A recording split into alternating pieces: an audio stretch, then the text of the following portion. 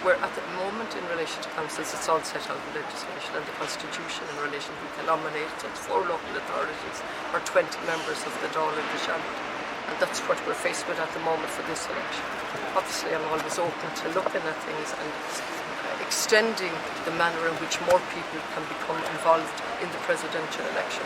After all, the president is directly elected by the people, and so we should have a situation where we can reflect that. But at the moment we have what we have. Can I just ask, have you had any further contact with Sinn Féin about whether or not they may field the candidate in selection? Obviously, some of your supporters alongside you feel that the best chance for a non-government party taking the Oiread would be if they so decide and support your campaign. Have you had any further contact? Yeah, I've had as little or as much contact with Sinn Féin as I've had indeed with other parties. From day one, I respect the processes within each party.